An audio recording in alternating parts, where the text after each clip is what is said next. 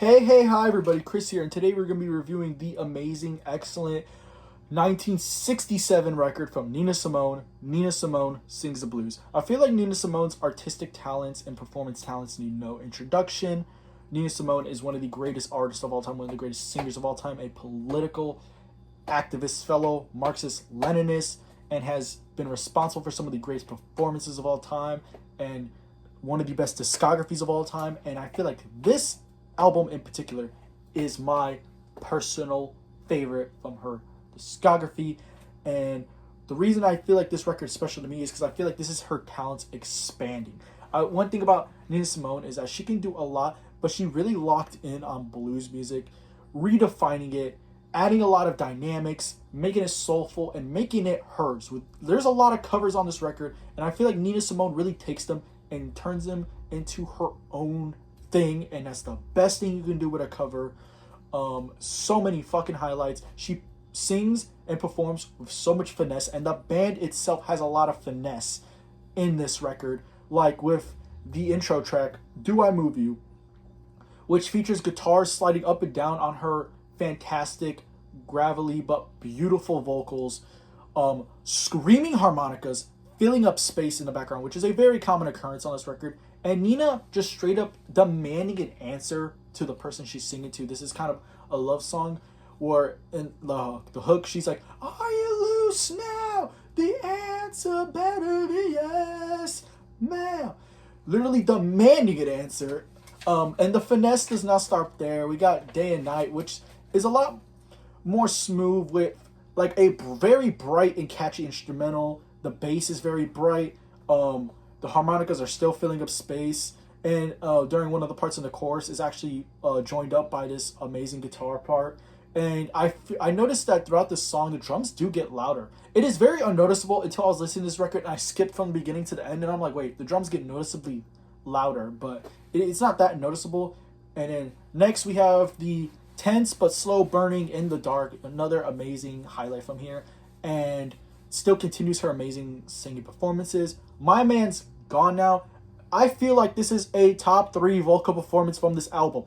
It is fucking strong, and it is supported by these amazing drab sounding pianos and bass that are just so beautiful. It really is one of the best examples of finesse on this record.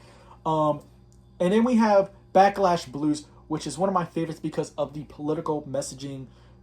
It's a song about black struggle in America. Again, Nina Simone was a very strong political activist who's obviously supported the civil rights movement and was a fellow Marxist-Leninist. And I feel like this song is a very great example of her putting in that political footing. And then the next 2 songs, they're very seductive in nature. I kind of wanted to do separate talks about each one of these songs, but then I noticed like the things I would have said about them are both very similar, which is I Want a Little Sugar in My Bowl, which is the least obvious or the most obvious metaphor of all time, and then Buck, both very seductive, very heavy. Love both of them, so I just kind of decided to jump them both here. And then here we have another one of her best performances, which is Since I Fell for You, which is it's a cover.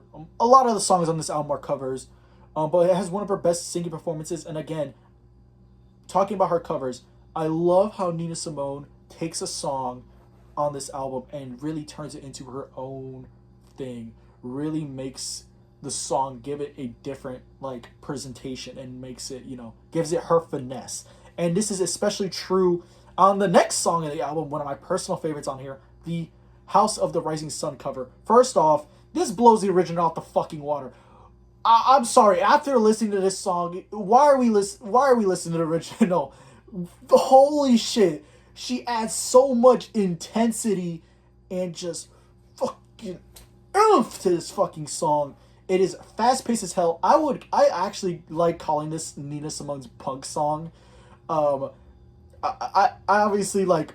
It's not punk at all, but just the intensity and the way that this just adds so much to the original is just mind-blowing. And then we have the outro song, Blues for Mama, which is a very sassy outro about men who cheat, men who are fucking absolute degenerates, men who will fucking hurt you. And yeah, that's Nina Simone Sings the Blues. I mean, talk about an album with so much finesse, so much passion, so much going on. Very, nuanced, very amazing. I cannot say enough good things about this album.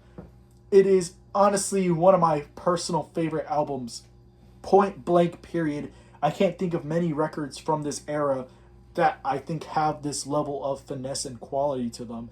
And I feel like, you know, records like this is why Nina Simone is such an icon. Records like this shows Nina Simone's performances, because the thing about this record that makes it my favorite is the consistency and the way this record flows and just the absolute pristine. Nina Simone really took blues music and added to it and made it her own. Made it her own thing, and that's what I love about this record. And yeah, Nina Simone Sings the Blues. Listen to it, love it, and I'll catch y'all in the next review.